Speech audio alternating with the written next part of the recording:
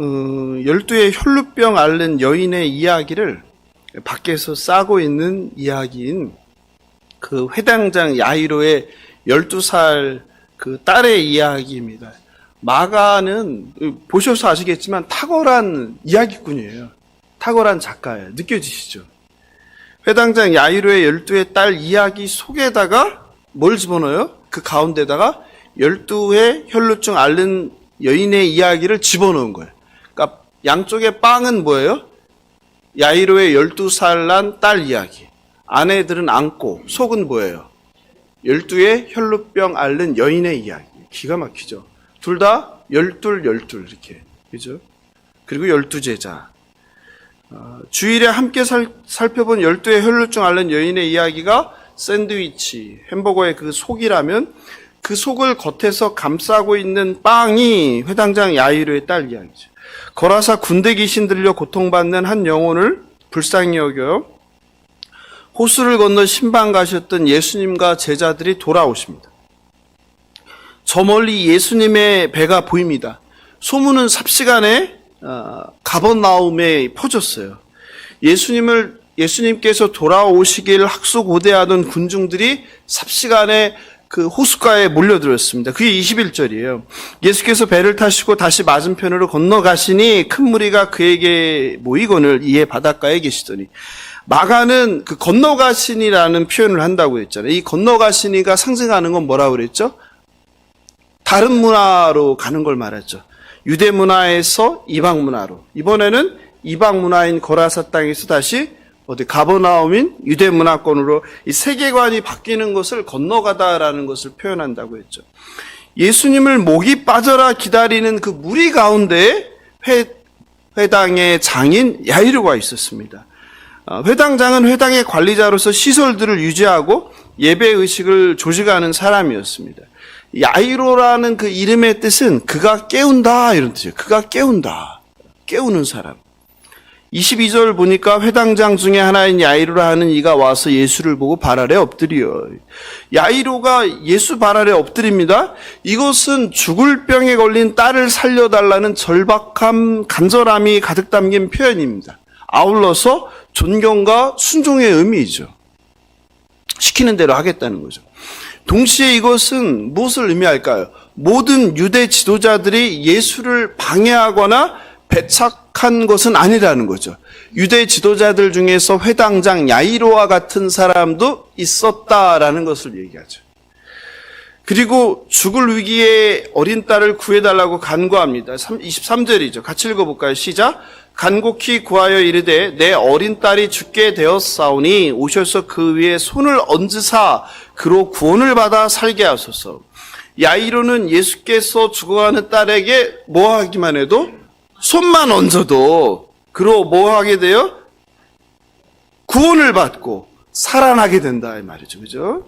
이런 믿음을 갖고 있었어요. 이런 회당장 야이로의 삶에 위기가 찾아왔습니다. 오늘 설교 제목이 뭐지요? 삶에서 모든 것이 무너질 때 이렇게 잡았는데 그죠? 이 삶에서 모든 것이 무너져 버리는 위기가 찾아왔어요. 이처럼 우리가 살다 보면 어느 날 삶에 큰 위기가 찾아옵니다. 가장 소중한 것, 아니 모든 것을 잃어버릴 수도 있는 순간입니다. 공포와 두려움의 순간이죠. 걱정, 근심, 염려로 정신을 차릴 수 없는 순간이에요. 밤잠을 이룰 수 없는 순간이죠. 그러나 야이로는 그런 상황에서도 마지막 희망을 발견했습니다. 그것은 무엇입니까?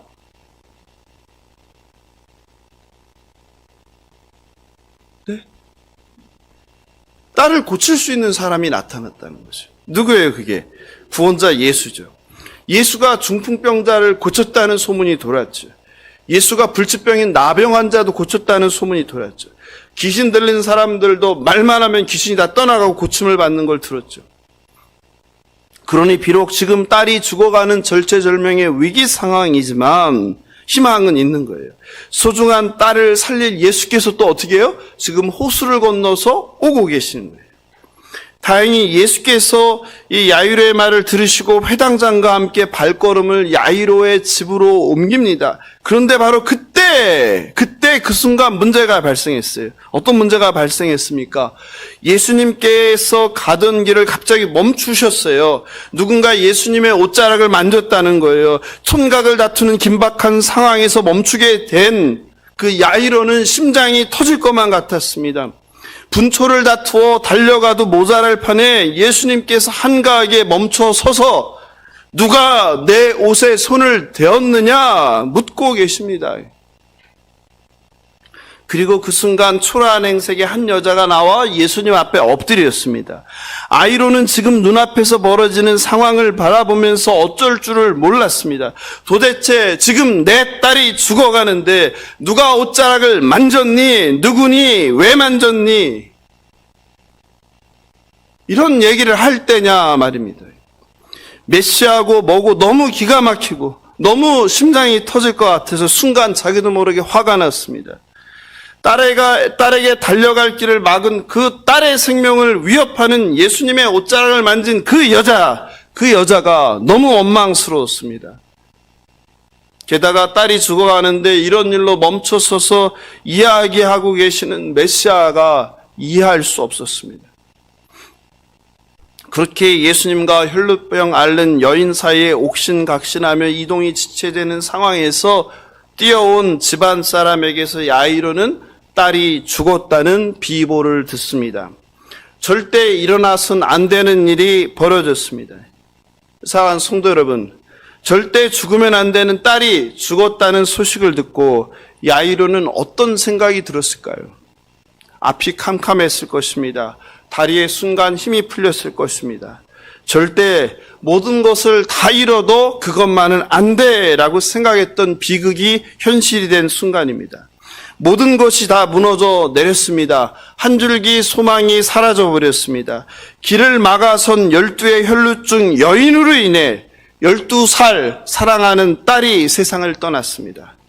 이제 소용없습니다. 억장이 무너져 내렸습니다. 우리는 이렇게 극심한 슬픔이나 절망 따위로 힘이 다 빠지고 몹시 가슴이 아프고 괴로울 때 뭐라고 표현합니까?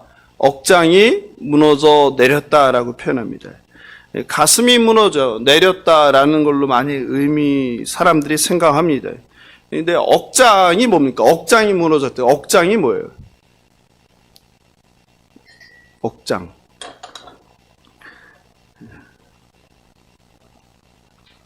억장은 억장지 성의 약자이죠.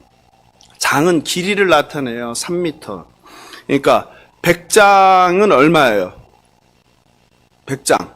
장이 3m니까 300m. 1000장은 3000m. 그럼 억장은 어마어마한 거죠. 그러니까 억장이 무너진 건 가슴이 무너진 게 아니라 억장만큼 저 높은 거대한 성이 와르르 쾅쾅 무너져 내렸다 이 말이에요. 그때의 느낌을 이제 억장이 무너졌다라고 하는 거예요. 안타깝게도 인생을 살다 보면 누구나 예외 없이 바로 이런 억장이 무너지는 것처럼 고통스럽고 충격스럽고 할 말을 잃어버리게 되는 사건을 만납니다. 눈앞에서 모든 것이 무너지고 사라져 버리는 것 같은 날입니다. 그것은 어떤 사람에게는 사고일 수 있습니다. 또 어떤 사람에게는 실패일 수 있습니다. 또 어떤 사람에게는 사랑하는 사람과의 이별일 수 있습니다. 또 어떤 사람에게는 직장에서 해고당하는 것일 수 있습니다.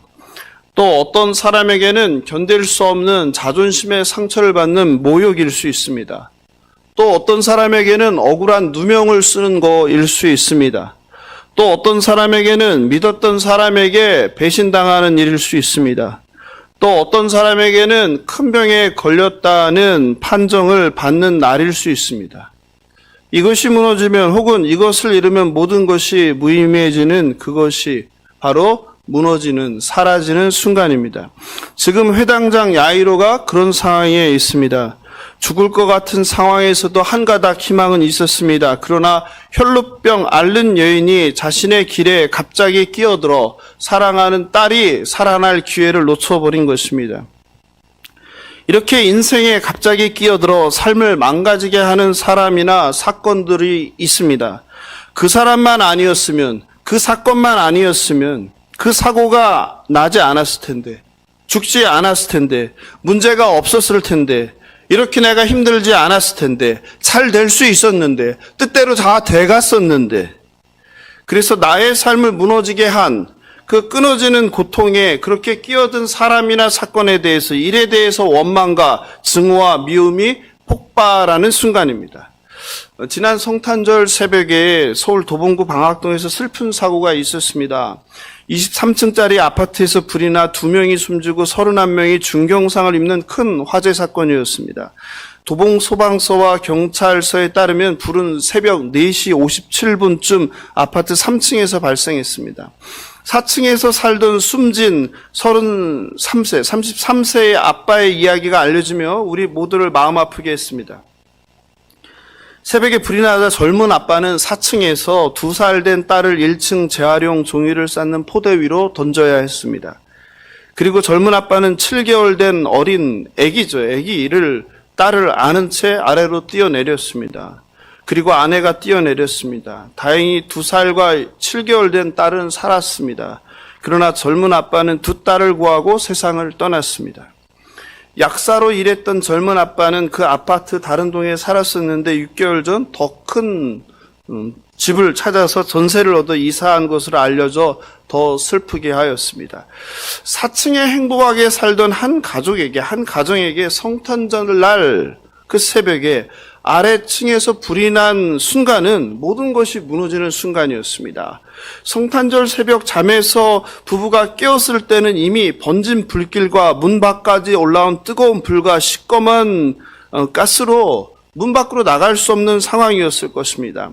높은 4층에서 뛰어내리는 것 말고는 피할 길이 없는 공포의 순간 상황이었을 것입니다. 젊은 부부는 사랑하는 두 딸을 구하기 위해서 먼저 2살 된 어린 딸을 재활용 종이 쌓인 곳으로 던져야 했습니다. 여러분, 그 순간 부모의 마음이 어떠했을까요? 생각만 해도 끔찍합니다. 만에 하나 실수를 한다면, 재활용 상자를 벗어나 아기가 떨어지기라도 한다면, 아니 그 높은 곳에서 아기를 던지는데 그 재활용 상자 위에 떨어진들 그 충격에 아이가 괜찮을까? 별의별 생각이 다 스쳐갔을 겁니다. 짧은 순간에 엄청난 고통스러운 갈등과 의사결정을 해야 했을 것입니다. 그리고 삼킬 듯 타오르는 불길에 다른 생각할 틈도 없이 아빠는 7개월 된 딸을 가슴에 품은 채 4층에서 뛰어내렸습니다. 차라리 젊은 부부의 가정에서 일어난 화재라면 덜 억울하고 덜 원망스러울지도 모릅니다. 그러나 행복하게 살던 젊은 한 가정의 잘못이 아니라 아래층에서 일어난 화재로 아무 책임 없는 한 가정이 모든 것이 무너져 내리고 모든 것을 잃어버린 순간이었습니다. 남은 젊은 아내가 속히 회복하고 아이들이 회복되어서 하나님께서 위로해 주시고 비참한 현실 가운데 그럼에도 불구하고 살아야 할 이유와 소망을 주시길 간구할 뿐입니다. 회당장 야이로가 죽어가는 딸을 살리기 위해 분초를 다투는 바로 그 순간 갑자기 끼어든 한 여인으로 심장이 타 들어갈 때 야이로는 바로 모든 것이 무너지는 순간이었습니다. 그게 35절입니다. 같이 읽어보겠습니다. 시작. 아직 예수께서 말씀하실 때에 회당장의 집에서 사람들이 와서 회당장에게 이르되 당신의 딸이 죽었나이다. 어찌하여 선생을 더 괴롭게 하나이까. 끼어든 누군가로 인해 모든 것이 끝나고 잃었다고 원망하게 되는 순간입니다. 회당장 야이로가 그렇습니다. 그런데 딸이 살 희망을 빼앗은 혈루병 여인은 오히려 병 고침을 받고 구원을 받습니다. 슬프게도 한 사람의 기쁨이 다른 사람의 더 큰 고통이 될 수 있는 순간입니다. 마가는 다시 한번 여기서 12의 혈루증 앓은 한 딸의 회복과 죽어가던 12살 딸의 죽음을 대조합니다. 두 딸, 12해 동안 병으로 고생한 한 딸, 그리고 죽어가는 12살 된 또 다른 딸. 한 딸은 살아나고 한 딸은 죽어버리는 상황을 극적으로 대조합니다. 당황스러운 순간입니다. 고통이 위로가 아니라 배가 되는 잔인한 순간입니다. 다른 사람의 기쁨을 도저히 함께 축하해주고 기뻐할 수 없는 아비된 야이로의 고통스러운 상황입니다. 자기가 먼저 부탁한 메시아 끼어든 여인을 구하느라 자신의 딸이 죽게 된 상황입니다. 야이로는 혈루병 여인에 대한 원망과 예수님에 대한 원망이 동시에 폭발했을 것입니다. 이처럼 우리는 늘 코너에 몰릴 때, 나의 것이 박탈당할 때, 나의 권리가 침해된다고 생각될 때, 내가 무시되고 나의 기대가 무너질 때 순간 분별력을 상실합니다. 그리고 참았던 감정이 폭발합니다. 누군가 원망할 대상을 찾습니다. 냉정하게 객관적으로 이성적으로 상황 인식을 하지 못합니다. 사실 곰곰이 다시 생각해 보면 여전히 딸을 살릴 메시아 예수님은 어디에 계십니까? 눈앞에 있죠. 또 메시아가 딸을 고치러 가지 않겠다고, 이제는 틀렸다고 거절한 상황도 아닙니다. 물론 총각을 다투는 사이였지만 딸이 그렇게 빠른 시간에 죽을 것을 아무도 예상하지 못했습니다. 예수님은 아셨겠죠. 예수님을 제외하고 아무도 몰랐습니다. 오히려 생각해보면 더 반가운 일도 있습니다.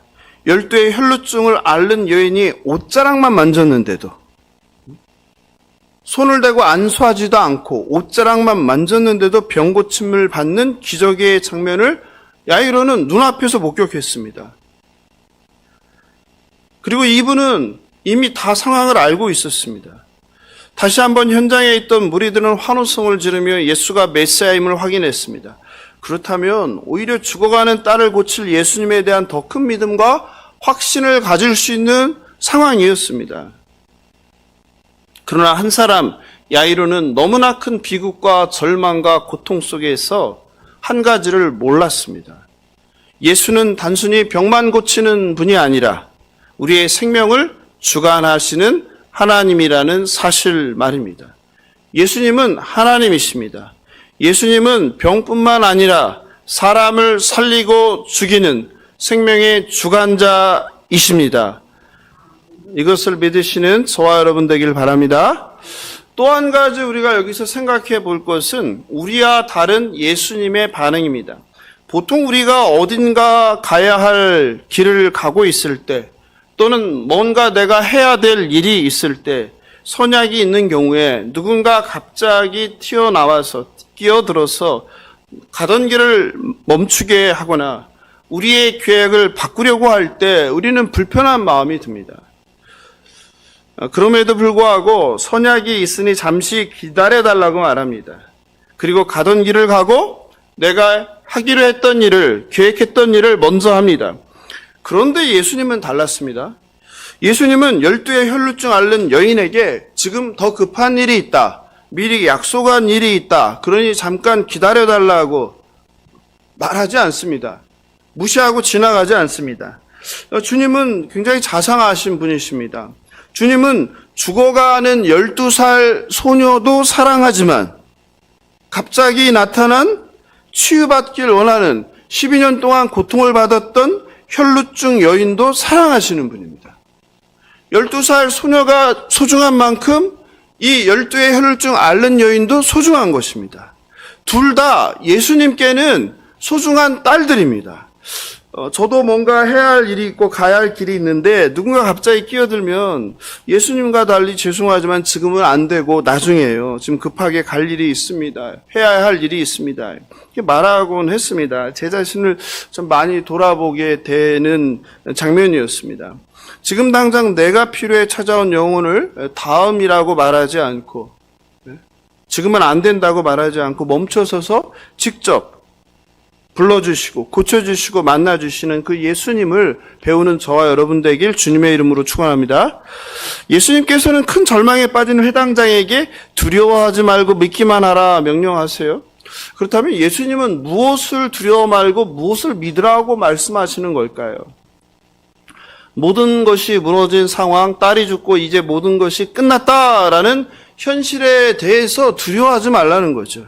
사실은 우리가 일어나지 않은 일을 지레 짐작하면서 그 공포 가운데 쓰러지는 거죠, 사실은. 두려움에 쓰러지는 거죠. 그리고 처음 죽어가는 딸을 살리실 분이 예수임을 믿고 네가 나왔듯이, 그래서 엎드렸듯이 딸이 지금 죽은 상황이지만 변함없이 나를 믿으라는 뜻이죠. 병을 고칠 수 있는 예수가 사람도 살릴 수 있는 분임을 믿으라는 것이죠. 예수님은 죄에 싹신 사망을 이기시는 분이죠. 예수님은 단순히 랍비가 아니요, 예수님은 단순히 마술사가 아니요, 예수님은 단순히 치료하는 의사가 아니라는 뜻이죠. 예수님은 불치병을 고치시고 귀신을 쫓으시고 바람을 잠자게 하시고 파도를 잠재우시는, 그리고 생명을 죽이기도 하시고 살리시는 하나님임을 믿으시는 저와 여러분 되길 주님의 이름으로 축원합니다. 예수님은 세 명의 제자 베드로, 야고보, 그리고 야고보의 형제 요한만을 데리고 회당장의 집에 갑니다. 왜 예수께서 12제자 모두가 아니라 그들 3명을 골랐는지 알 수 없습니다. 그러나 이들은 모두 예수님께서 갈릴리 바닷가에서 처음 부른 4명의 제자들 중 3명입니다.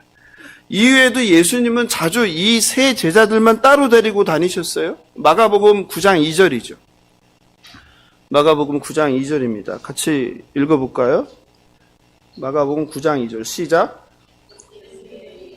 베드로와 야고보와 요한을 데리시고, 그렇죠? 변화산 사건이죠. 이때도 베드로, 야고보, 요한만 데려갔어요. 마가복음 14장 33절입니다.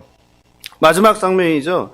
겟세마네 동산에서도 33절 보면 14장 33절 시작. 베드로와 야고보와 요한을 데리고 가셨어요. 그렇죠. 이 실제로 헬라어 원어로 보면요, 이 새 이름 앞에 정관사가 하나가 있어요. 영어로 정관사가 더라는 건데요. 이게 하나 있다는 것은 덩어리 개념이에요. 덩어리 개념. 그러니까 이 세 사람은 하나로 취급되었다, 이런 의미가 되겠죠. 이 세 사람이 하나의 집단이다. 예수님께서 처음 갈릴리 바닷가에서 부른 4명의 제자 중에서 왜 안드레만 빠졌는지 그 이유는 알 수 없죠. 다만 예수께서 이 세 사람을 12제자 중에서 핵심 제자로 생각하고 있었다는 것을 우리는 짐작할 수 있죠. 이미 회당장의 집엔 딸이 죽은 것으로 사람들이 울며 통고합니다.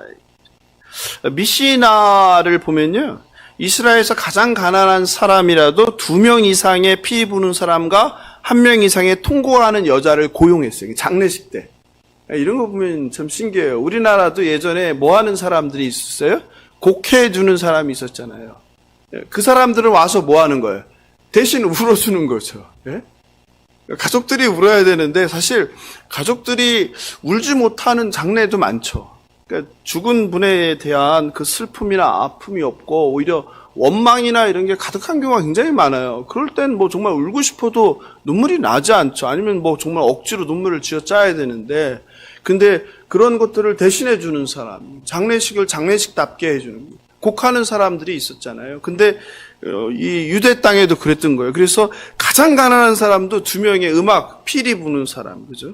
그리고 통곡하는 여자네요. 통곡하는 여자를 고용한다, 이렇게 되어 있어요. 23절에 보면 또 나오죠. 예수께서 그 관리의 집에 가서 피리 부는, 마태복음 9장 23절이요. 마태복음 9장 23절에 보면 실제로 나오죠. 성경에도 예수께서 그 관리의 집에 가서 피리 부는 자들과 떠드는 무리를 보시고, 이렇게 나오죠. 이미 벌써 회당장의 집에 피리 부는 사람이 와 있다. 야이로가 회당장이라는 그 사회적 종교적 지위를 생각하면 이미 많은 사람들이 통곡하고 있는 거죠. 그죠? 그런데 예수님께서 뜻밖의 말씀을 하세요. 39절에서 들어가서 그들에게 이르시되 너희가 어찌하여 떠들며 우느냐, 이 아이가 죽은 것이 아니라 잔다. 집사님, 이게 무슨 말일까요? 예수님은 울며 통곡하는 사람들이 소녀가 죽은 것이 잔다, 이게 무슨 말일까요? 예? 의학적으로 정말 죽지 않았는데 혼수 상태에 있는 거라는 거예요. 사람들이 죽은 걸로 잘못 안다는 뜻인가요? 아니면 죽은 것을 잔다고 표현한 걸까요? 실제로 19세기 중반에 성경의 그런 기이한 일 있잖아요. 기적들, 이것만 연구하는 신학자들이 있었는데요. 그 이성과 합리주의로 이걸 해석하려고 많이 노력했어요. 그러니까 초자연적인 신비 기적이 아니라 이것을 어떻게 하면 좀 이성적으로 이해할 수 있을까? 그런 사람들이 많은데 그런 사람들이 실제로 주장한 게 이걸 문자적으로 해석해서 실제로 소녀가 죽은 것이 아니라 죽은 것처럼 보이는 혼수 상태에 있었다라는 주장들을 그 당시에 많이 했죠. 그러나 신약 성경에서 이 잠이라는 것은 무엇을 의미합니까? 죽음을 의미하는 것으로 쓰였죠. 예. 대표적으로 요한복음 11장 11절이죠. 요한복음 11장 11절 보면 예수님이 친구라고 부른 사람이 나오죠. 누구예요? 나사로죠. 그때도 빨리 오라고 하는데 지체하다가 갔을 땐 죽었었잖아요. 그래서 어떻게 해야 합니까? 우리 친구 나사로가 잠들었도다. 그러나 내가 깨우러 가노라 하죠. 그죠? 잠들었다. 뭐예요? 죽었다 이 말이죠. 잠자거나 혼수 상태에 있다가 아니라 이미 죽었다. 내가 깨우러 간다. 그래서 이 잠이라는 것은 죽음을 나타내는 완곡어법, 은유법이라고 하죠. 예수님께서는 이 잔다는 표현을 통해서 영원히 죽은 것이 아니라는 것을 나타내는 거예요. 예수님이 말씀하고자 하는 것은 영원히 죽은 것은 아니라는 거예요. 육체적 생물학적으로는 죽었지만 영원히 죽은 것은 아니다. 잠들어서 죽은 것처럼 보인다는 뜻이 아니라 아이의 죽음이 마치 잠든 것처럼 한시적이라는 의미죠. 왜 그렇습니까? 영생이 있으니까. 우리가 뭐 하니까? 부활하니까. 영원이란 시간 속에서 잠을 자는 것처럼 말씀을 하신 거죠. 사람들이 생각하듯 죽은 것처럼 보이는 상태가 아니라 실제 육신적으로 죽은 거죠. 다만 이제 예수님께서는 영혼이라는 상황 속에서 지금 잠깐 몸이 죽어 있는 상태다. 왜 부활할 거니까 이런 의미로 말씀하신 거죠. 예수님으로 인해서 죽음은 영구적인 상태가 아니라 잠자는 것처럼 일시적으로 부활을 암시하는 문장이죠. 이 말을 듣고 사람들은 어떻게 반응합니까? 기뻐해야 되잖아요. 아, 그렇구나. 살아날 수 있구나. 그런데 그렇지 않죠. 어떻게 반응해요? 사람들이 비웃죠. 영적으로 눈과 귀가 막힌 사람들의 반응이죠. 사람들은요, 자신이 경험한 것, 배운 것, 알고 있는 것만큼 듣고 보고 판단합니다. 이것을 벗어나는 것은 보지도 못하고 듣지 못하고 이해하려고 하지 않습니다. 말도 안 돼 하고 조롱하는 거죠. 웃기고 있네 조롱하는 것이죠. 누구를요? 하나님을. 하나님의 아들을 눈앞에서 조롱하고 있는 거죠. 무시하는 거죠. 거부하는 거죠. 하나님의 아들이 말씀을 하시는데 그걸 새겨들으려고 하지 않는 거죠. 근데 이것은 오늘날도 동일합니다.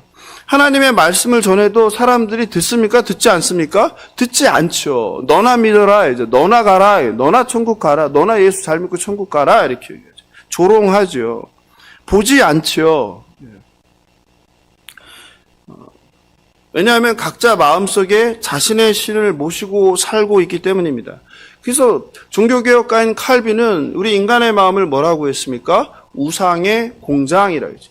우리 인간의 마음은 우상을 만들어내는 공장이라는 거예요. 이처럼 각 사람들이 이 자기 속에 수많은 방을 만들고 그 방마다 우상을 모시고 있다는 거예요. 어떤 사람은 우상들만 있고 어떤 사람은 그 교회 다니는 사람 중에 어떤 사람은 방을 많이 만들었는데 그 방마다 신이 있는데 그 신들 중에 하나가 뭐예요? 하나님인 거예요. 비극이죠, 비극. 이 안에는 누구만 있어야 돼요? 예수 그리스도만 있어야 되는데 여러 우상이 다 들어가 있는데 그 중에 하나가 뭔 거예요? 하나님. 그리고 하나님을 믿는다고 착각하는 거죠. 어떤 우상들이 있어요? 돈 있죠. 만몬. 대표적으로 만몬. 풍요를 자랑하는 다산을 자랑하는 바알 있죠. 또 뭐가 있어요? 성공, 또 쾌락, 정욕, 또 뭐가 있어요? 자기 꿈, 가족, 모든 것들을 다 여기 짊어지고 살고 그 중에 하나가 뭐일 뿐이에요? 하나님일 뿐이죠. 그래서 좀 괜찮을 땐 누가 커졌다가 하나님이 커졌다가 좀 그렇지 않을 땐 뭐예요? 다른 것들이 지배하죠. 다른 것들이. 중요한 의사결정의 순간마다 하나님의 뜻에 따라서 의사결정하지 않고 뭐에 따라서? 자신의 이익에 따라서, 자신의 욕망에 따라서 다른 우상들에 지배받아서 결정하죠.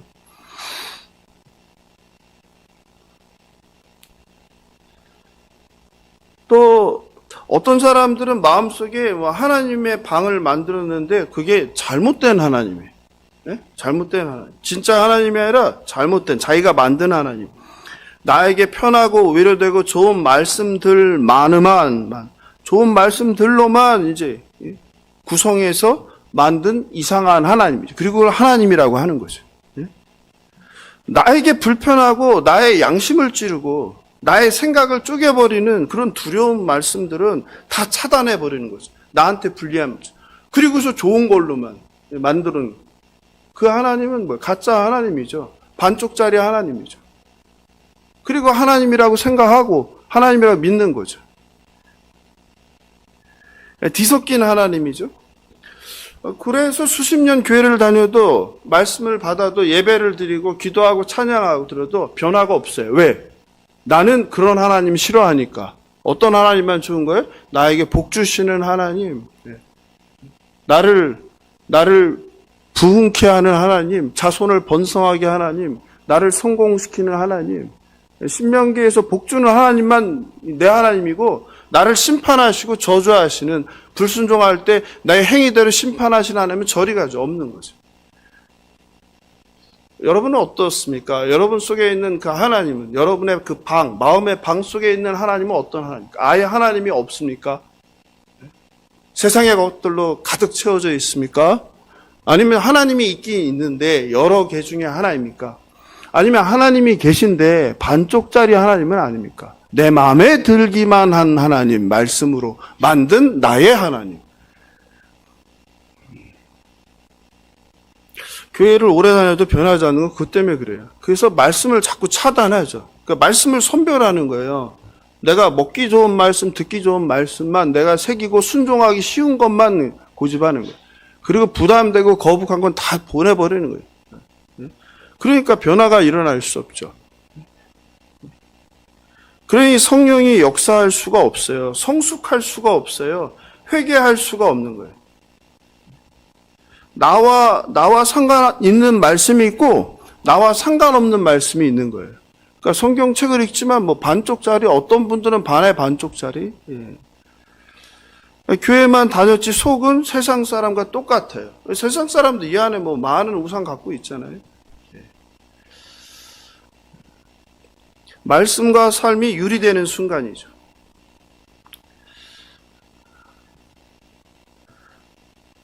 소녀는 죽은 것입니다. 사람 병을 고치는 예수도 기회를 잃은 것입니다. 그러니 사람이 죽은 줄도 모르고 잔다고 하는 헛소리는 집어치고 하나님을 조롱하고 모욕하는 거예요. 이 사람들만 그랬을까요? 우리는 안 그럴까요? 저는 동일하다고 생각해요. 거부하잖아요. 말씀을 거부하잖아요. 말씀. 동일한 거죠. 금방 소녀의 죽음을 슬퍼하며 통곡하던 사람들이 예수님을 조롱합니다. 무엇을 의미할까요? 그들의 슬픔이 피상적이었다는 것을 의미하겠죠. 정말 애절하게 통곡했는데 갑자기 돌변해서 조롱을 할 수 있을까요?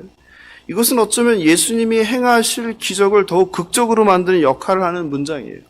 메시아를 믿지 않는 사람들, 아니 메시아를 조롱하는 사람들, 메시아를 거부하는 사람들, 아무 걱정이나 의심 없이 소녀가 죽지 않았다고 말씀하시는 메시아 앞에 기대함과 간절함으로 소녀가 정말로 죽지 않았음을 기대하고 지금이라도 다시 살아나기를, 혹시라도 다시 살아나기를 기대하는 것이 아니라 이미 비극을 기정사실화하는 성급한 인간의 결론들이죠. 우리는 너무 성급하죠. 너무 쉽게 결론 나죠. 이미 끝났다고, 이젠 틀렸다고, 이젠 해도 안 된다고. 하나님이 일하실 여지를 주지 않는 거예요. 스스로 포기하는 거예요. 스스로 주저앉는 거예요. 더 이상 가망이 없다고. 이들이 그러는 거 아니겠어요?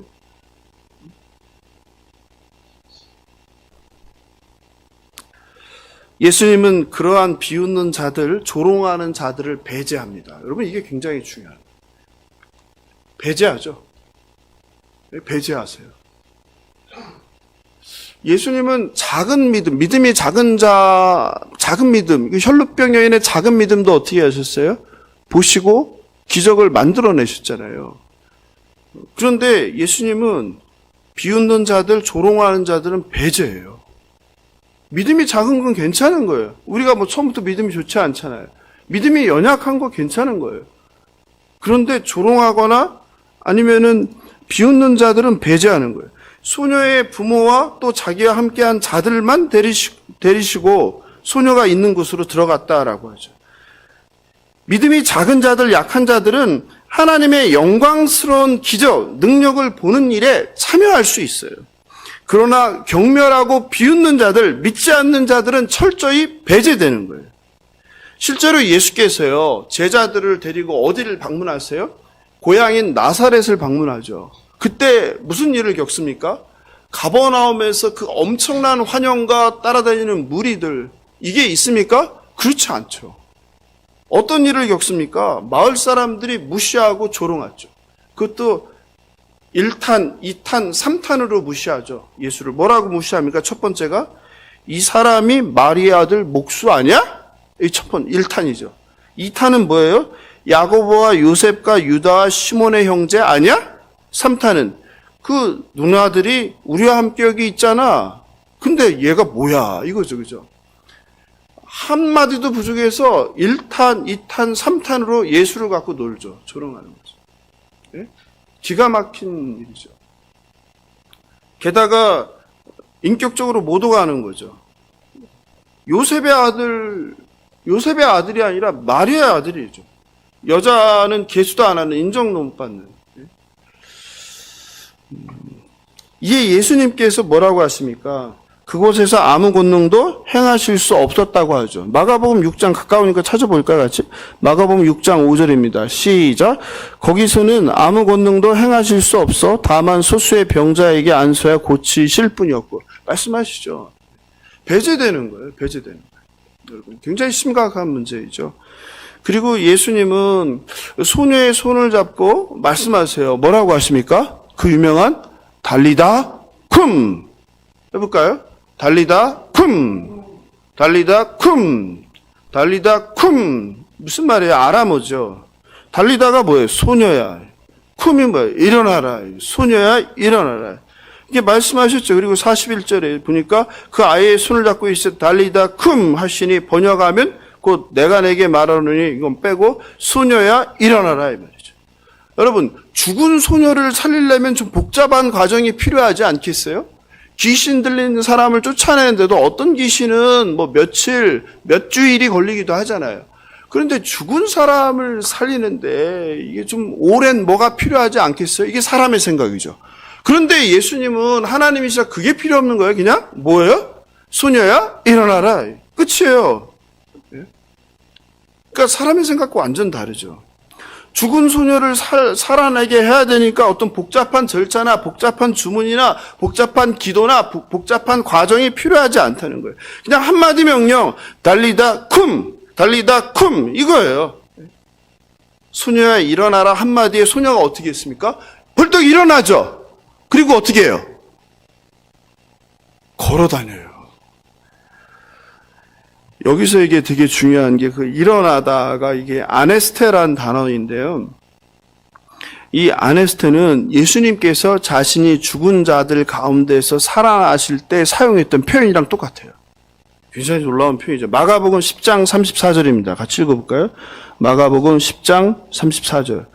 그들은 농욕하며 침 뱉으며 채찍질하고 죽일 것이나 그는 3일 만에 살아나리라. 이 살아나리라. 네. 이게 아네스테예요. 동일한 일어나라. He's risen이잖아요. 영어로. He's risen. 부활했다가. He's risen. 그가 일어났다 이 말이에요. 그가 일어났다. 예. 이게 동일한 단어예요. 소녀가 죽어서 살아난 거나 예수님이 죽으셨다가 부활하신 게 똑같은 단어예요. 예. 뿐만 아니라 죽은 자들의 부활에도 동일하게 쓰였어요. 마가복음 12장 23절입니다. 같이 읽어볼까요? 마가복음 12장 23절. 7사람이 다 그를 아내로 취하였으니 부활 때 곧 그들이 살아날 때 예수님이 살아나실 때 또 죽은 자들이 살아날 때 부활할 때 소녀가 일어나는 거 살아나는 거 동일하게 아네스테라는 그러므로 이 단어는 마가복음을 읽는 당시 청중들에게 예수께서 죽은 자들 가운데 뭐한 것을 부활한 사건을 떠오르게 하는 사건인 거예요. 이 단어는 죽은 소녀가 일어났다 이것을 보는 순간 그 1세기의 청중들에게는 뭐가 떠오르는 거예요? 예수께서 부활하셨다, 이게 떠오르는 거예요. 오버랩 되는 거예요. 죽은 소녀가 다시 예수님의 달리다쿰 말을 듣고 일어나 걸으니 곡하던 사람들이나 조롱하던 사람들이나 가족들이나 제자들이나 얼마나 놀랐겠습니까? 그냥 죽은 사람이 예수님께 달리다쿰 하니까 눈을 떴어요. 그것도 놀랍죠? 눈을 떠도. 근데 이건 눈을 뜬 게 아니라 일어나서 걸었다니까요. 죽었던 사람이. 42절이죠. 같이 읽어볼까요? 42절 시작. 소녀가 곧 일어나서 걸으니 나이가 12살이라 사람들이 곧 크게 놀라거늘. 얼마나 그 죽은 소녀가 곡하고 피리 불고 난리가 났었는데 일어나서 걸으니 얼마나 놀라겠습니까? 거기다가 예수께서 뭐라고 하세요? 소녀에게 뭘 줘라? 먹을 것을 주라. 여러분, 이게 놀라운 일이에요. 먹을 것을 주라고 하세요? 아니, 죽었다 살아난 사람한테 먹을 것을 주라고 해요. 야, 참 기절초풍할 일이죠. 무엇을 의미합니까? 네? 어린 소녀가 죽었다는 것은 뭘 의미할까요? 뭔지 모를 질병이 걸렸어. 시름시름 앓다가 죽었다는 거죠. 즉, 몸의 상태가 어떤 상태라는 거예요? 건강하지 않은 상태, 뭔가 병이, 치명적인 병에 걸린 상태, 정상이 아닌 상태, 쇠약해질 대로 쇠약해진 상태라는 거예요. 그러니까 야이로가 내 딸이 죽어간다고 하는 거 아니에요. 멀쩡한 애가 갑자기 그러면은 죽어간다고 생각하겠어요? 어느 정도 병 치료하면서 시름시름 앓다가 그게 상황이 위중해지니까 야이로가 이제 그런 생각을 한 거 아니에요? 내 딸이 죽어간다고.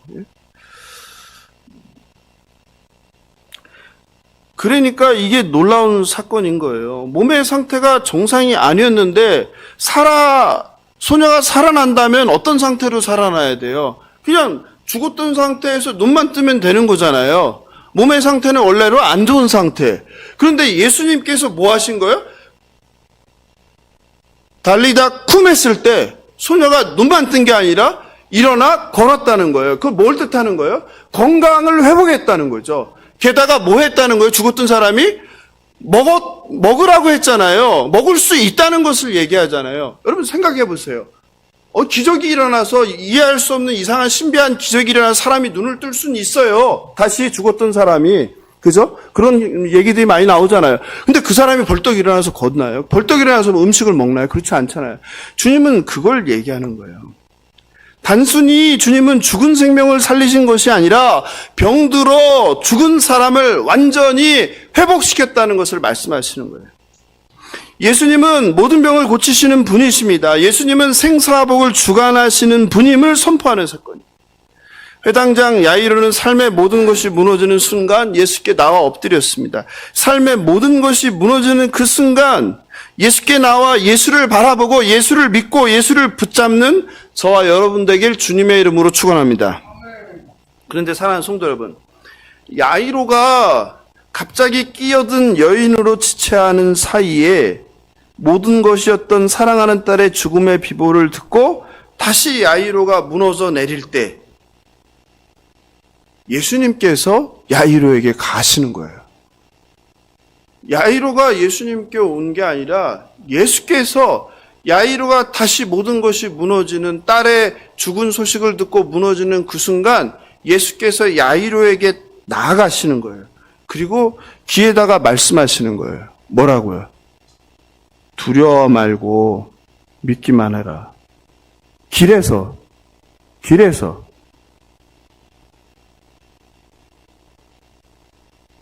오늘 밤 삶이 무너질 것 같은 고통 가운데 계신 분이 있다면 회당장 야이로에게 다가간 주님이 여러분께 가까이 다가가 주시길 기도합니다. 그리고 여러분의 귀에 대고 야이로에게 주신 그 말씀, 사랑하는 딸아, 사랑하는 아들아, 두려워 말고 날 믿기만 해라. 말씀해 주시길 주님의 이름으로 축원합니다. 말씀을 마무리합니다. 며칠째 한 유명한 영화 배우의 별세 소식으로 우울합니다. 고인이 얼마나 많은 사람들에게 사랑을 받았던 사람인지 짐작케 합니다. 사회적 타살이란 이야기도 나옵니다. 고인이 그런 선택을 한 것은 단 하나의 이유는 물론 아닙니다. 그러나 고인께서 아내에게 남긴 유서에서 밝혔듯 어쩔 수 없다. 이것밖에 방법이 없는 것 같다. 라고 결론 짓게 한 모든 것이 힘겹게 버티고 있던 그가 무너지게 한 순간이었을 것입니다. 회당장 야이르도 오늘 갑자기 끼어든 혈루병 여인으로 인해 지체되는 사이 억장이 무너지는 순간을 맞이합니다. 벌어진 상황에 눈이 사로잡혀 앞에 계신 메시아를 보지 못하고 포기해버리는 절망의 순간입니다. 소망이 절망이 되고 기쁨이 슬픔이 되며 기대가 원망이 되는 비극의 순간입니다. 바로 그 순간 주님께서 다가오셔서 말씀하신 거예요. 뭐라고요? 두려워 말고 믿기만 해라.